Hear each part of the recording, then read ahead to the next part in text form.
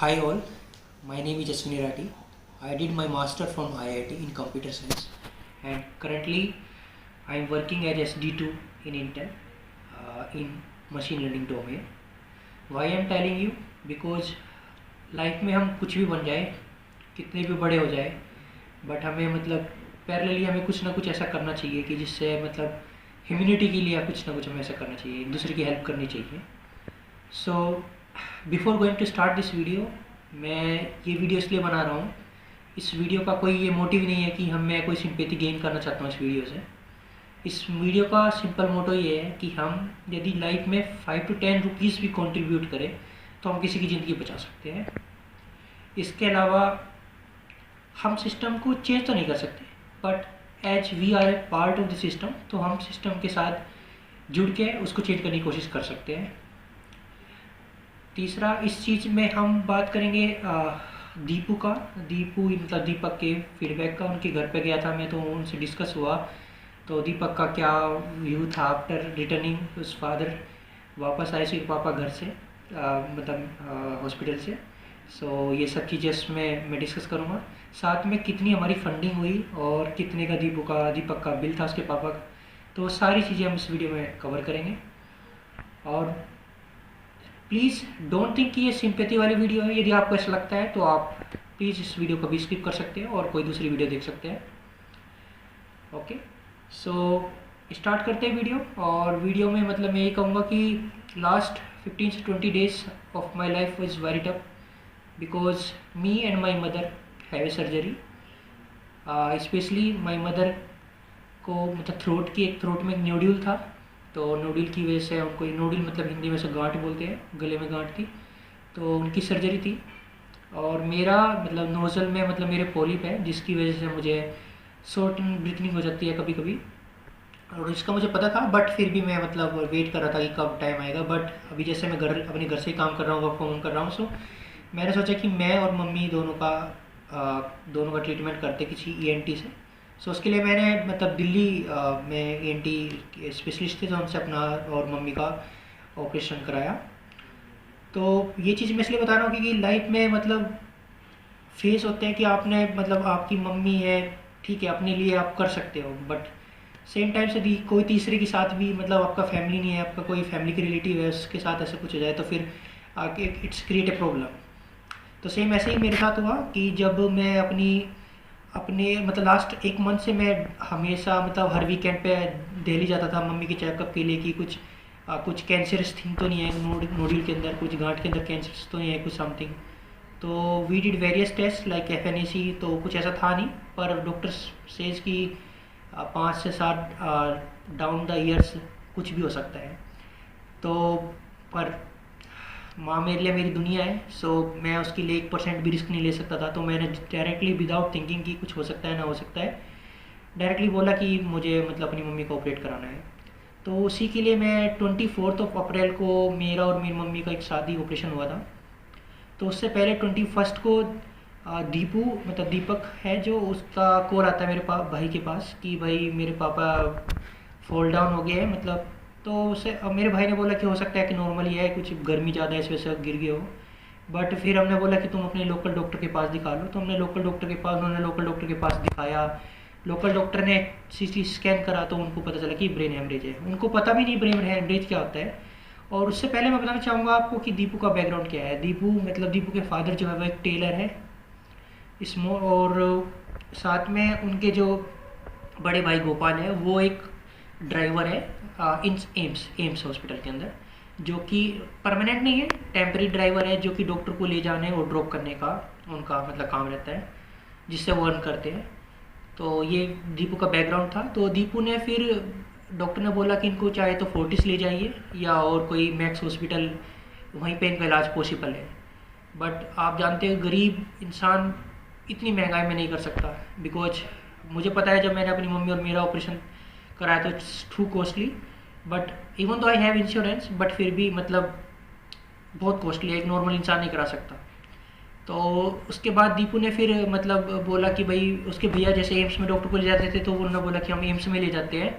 तो they called me very first time. मेरा ज़्यादा इंटरेक्शन नहीं था उनसे, बट फिर भी मुझे कॉल किया और बोले कि भाई कि हम एम्स की सोच रहे हैं। तो मैंने बोला ठीक है, हाँ एम्स में अच्छे हॉस्पिटल है और मिल जाएगा कुछ बेड वेड और आपका ट्रीटमेंट हो जाएगा।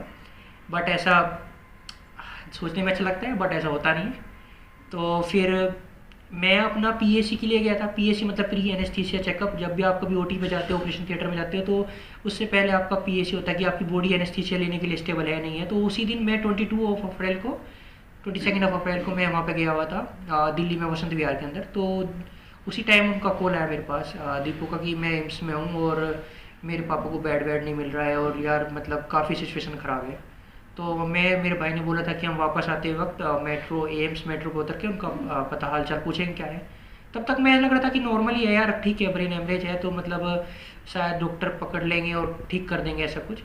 तो जब मैं एम्स पहुंचा और मैंने जब वो सीनेरियो देखा कि लोगों के पास, उनके पास वो सीढ़ी पे लेटे हुए थे, मतलब उनके पास कोई बेड नहीं मिला। और लिटरली बता रहा हूँ 42 डिग्री सेंटीग्रेड टेम्परेचर था उस टाइम पे, और लोग गर्मी से झुलस रहे थे लेकिन उन्हें कोई बेड नहीं मिल रहा था। और साथ में मतलब उनके जो गोपाल है उन्होंने अपने डॉक्टर से बोला कि सर प्लीज़ मेरे भाई मरने वाले हैं तो कुछ बेड का इंतजाम करवा दीजिए। उनके कहने सुनने पर उन्हें 5 मिनट के लिए इमरजेंसी वार्ड में रखा गया।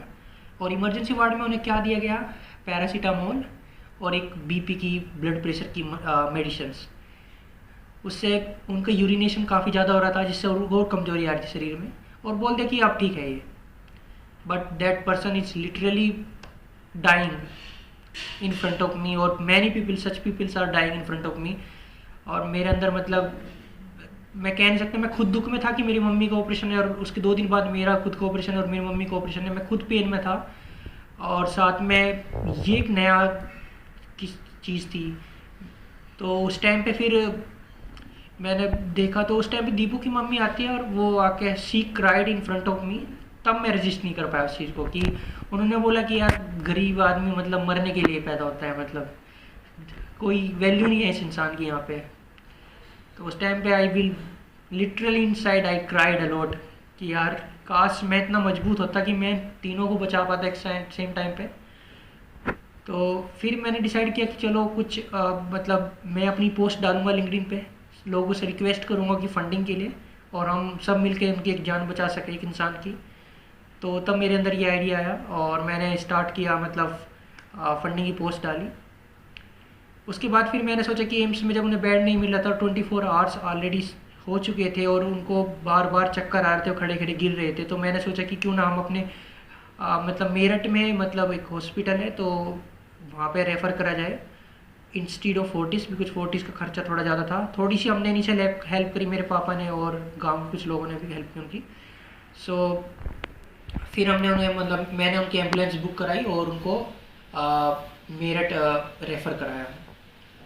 उसके बाद उनका मतलब हॉस्पिटल में करीब 22 तारीख से लेके और वो कल डिस्चार्ज हुए हैं। तो 2 तारीख तक शायद, 1 तारीख तक शायद, 30 तारीख तक आई थिंक, या 30 तारीख तक चला उनका। और वो भगवान की दुआ से मतलब वो बिल्कुल फिट है। और मतलब मैं बता नहीं सकता मैं किस तरह से आपका थैंक यू करूँ। Thank you so much. Even तो वो मेरी फैमिली का पार्ट भी नहीं है, कुछ भी नहीं है मेरे लिए, बट इंसानियत एक बड़ी चीज़ है और जिसके लिए मैं मतलब हमेशा मेरे अंदर रहता है कि मैं चाहे ज़िंदगी में कुछ भी बड़ा बन जाऊँ, बट मेरे लिए मैटर हमेशा ही रहेगा कि मैं लोगों की मदद करता रहूँ। और मदद करने के लिए ये नहीं है कि आप किसी की हेल्प पैसे से ही कर सकते हो, आप एजुकेशन के वे में भी कर सकते हो, आप किसी तरह भी से भी हेल्प कर सकते हो। तो उसके बाद फिर जब वो लौटे घर से तो फिर इसके बाद मैंने उन्हें कॉल किया कि दीपू ने मुझे खुद कॉल किया कि मेरे पापा वापस आ गए हैं और ये सब चीज़ें। और इससे पहले बताना चाहूँगा कि फंडिंग की बात करें तो दीपू का जो खर्चा है उसके पापा का, उसका खर्चा है अराउंड 5.5 लाख के, 5.5 लाख अराउंड। और जो हमारी फंडिंग हुई है 3,96,000। उस सभी चीज़ों का मैं प्रूफ आपको लिंक्डइन मतलब लिंक्डइन कह रहा हूँ आपको, पीडीएफ शेयर करूँगा आपको, आप उसमें देख लेना। मैं सारे बिल अटैच कर दूंगा उसमें और आप देख लेना कितना बिल बना है। तो जितना ये फंडिंग बहुत बड़ी है, मतलब मैं दिल से, मैं कुछ नहीं हूँ, मतलब गॉड उनको ब्लेस करेगा हर एक इंसान को जिसने उस पोस्ट को देखा ही है। मतलब ये नहीं कि आपने लाइक करा है, डोनेट करा, उसको ब्लेसिंग मिलेगी गॉड की तरफ से। Because I believe in God कि यदि आप अच्छे और आपकी सोच अच्छी है तो आपके साथ हमेशा अच्छा ही अच्छा होगा। और मैं बिलीव करता हूँ इस थ्योरी पे। तो आपको ये सब कुछ भगवान आपको मतलब बहुत कुछ देगा, मतलब एक गरीब की मदद करके।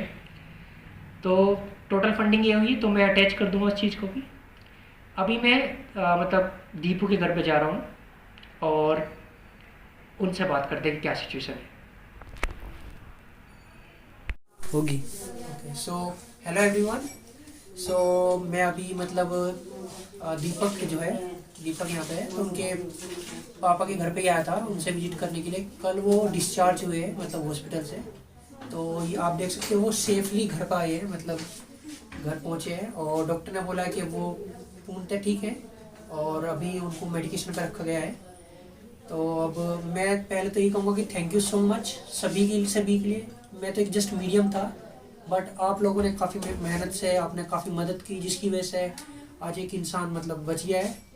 और ये बहुत इंपॉर्टेंट है मतलब मेरे लिए भी, और मतलब आने वाले लोगों के लिए भी, जिससे लोग सीख सके, एक दूसरे की मदद कर सके बिना किसी मतलब चीज़ के लिए।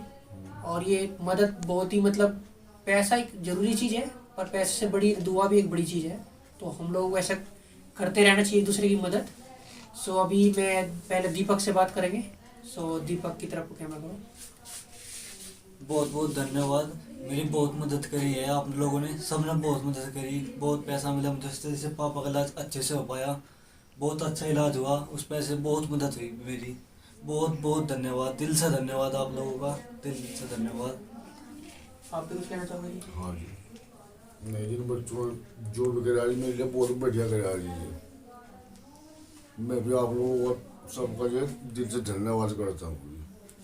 बहुत बहुत दिल से धन्यवाद है जी आप सबका। तो बस यही है, आगे एक ऐसी चेन को बनाए रखेंगे और आगे एक दूसरे की मदद करेंगे, जिससे एक इंसान बचेगा। आज ये देख के किसी को दूसरे को बताएंगे तो दूसरे इससे प्रोत्साहित होंगे और आगे बढ़ेंगे।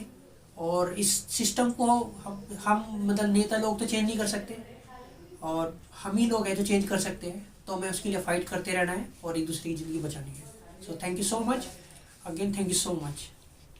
देखा कितनी खुशी थी मतलब दीपू और उसकी फैमिली के चेहरे पे, और वो मुझे भगवान मानते हैं पर एक्चुअल भगवान आप लोग हो जिसने उनकी ज़िंदगी बचाई है। मतलब मैं तो जिस मीडियम था, और हमें इस चीज़ की चेन को बनाए रखने हैं। और मैंने इस चीज़ से क्या सीखा है कि ज़िंदगी में चाहे आप कितने बड़े इंसान बन जाओ, पर आपकी जो बेसिक होनी चाहिए, आप डाउन टू अर्थ होना चाहिए और आपको हेल्पिंग नेचर हमेशा रहना चाहिए। बिकॉज मेरी लाइफ में मुझे दो ही चीज़ से सेटिस्फेक्शन मिलता है, एक तो मेरे हार्डवर्क से और दूसरा मुझे इस पर्सनली लोगों की हेल्प करके। साथ में हम सिस्टम का पार्ट होकर हम सिस्टम को चेंज कर सकते हैं बिना किसी बड़े पॉलिटिशियंस और मिनिस्टर की हेल्प के बिना भी हम ये चीज़ पॉसिबल कर सकते हैं। आपने भी ये परफेक्ट एग्जांपल है उसका। साथ ही मतलब हमें इस हेल्पिंग चेंज को, इस मूवमेंट को रोकना नहीं है। आज इस वीडियो का मेन मोटिव यही है कि मैं बनाने का पहले मैं सोच रहा था कि मैं लिंक्डइन पोस्ट ही बनाऊँ इसकी, बट मेरा मन में आया कि नहीं, वीडियो बनाते हैं। वीडियो से क्या होगा कि लोग देखेंगे, पोस्ट तो एक बार को चली जाती है और रील इंटरनेट पर पड़ी रहेगी। जब भी कभी किसी ने भी मेरी वीडियो देखी तो मे भी 1% लोग भी इससे प्रभावित होते हैं, तो मेरी वीडियो वसूल हो जाएगी। सो मैं ये नहीं कहूँगा कि आप इसे लाइक करो, शेयर करो, सब्सक्राइब करो, मैं ये नहीं बोलूँगा। ये आपकी खुद की इच्छा होगी जो आप करना चाहते हो। मेरा मेन मोटिव है कि ये बिगर ऑडियंस में जाए ये वीडियो, और जिससे ये हेल्पिंग चेन चलती रहे। और आखिरी में ये कहूँगा कि आपको मुझसे कोई क्वेरी हो, कुछ भी रिलेटेड, तो आप मुझे किसी भी मीडियम से कनेक्ट कर सकते हो, लिंक्डइन पे, इंस्टाग्राम पे, ट्विटर पे, जहाँ पर भी आपका मन करता हो। तो हम we can discuss about it, और anything else something similar to this, so we can discuss about it. और बस यही कहूँगा कि ऐसे ही बने रहिए साथ। और सही बता रहा हूँ, मतलब दिल से बहुत खुशी है। मतलब मेरा खुद का पेन है, मेरी मदर का पेन है, बट वो पेन मेरे लिए बिल्कुल कुछ भी नहीं है। मतलब I am feeling so relax even though I take a off last week. मैं completely taking off from the office, पर फाइनली ये सब चीज़ पॉसिबल हो सकी। So thank you so much I am requesting you. आपने जो करके दिखाया ना, मतलब कमाल था। मतलब thank you so much and god bless you.